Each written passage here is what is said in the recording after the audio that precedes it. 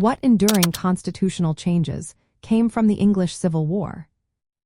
Imagine a time when kings ruled with absolute power and no one could challenge their authority. Now picture a revolution that changed that forever.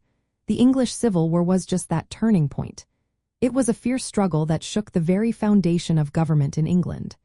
The war was not only about who should be king but about how much power the king should hold. When it ended, it left behind a new way of running the country. One that made sure the king could not just do whatever he wanted. Instead, it established that the king had to follow laws made by Parliament.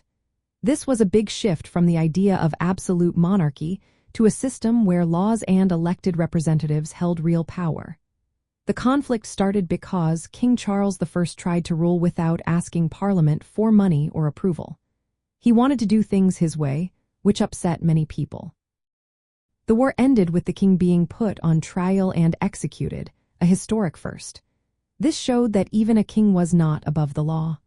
For a short time, England became a republic under Oliver Cromwell, but that did not last. When the monarchy was restored, the power had already shifted. The most lasting changes came after the Glorious Revolution of 1688. Parliament invited William and Mary to become rulers, but only if they accepted the English Bill of Rights in 1689.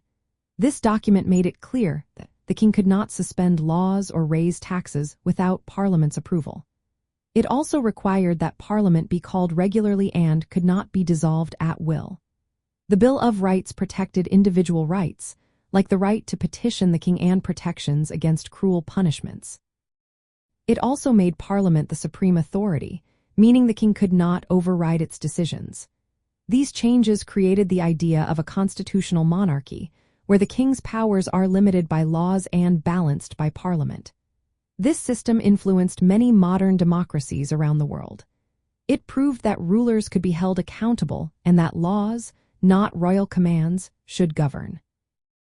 In practical terms, the English Civil War shifted political power toward elected representatives and established legal protections for citizens. It marked a move from absolute rule to a government based on laws and rights.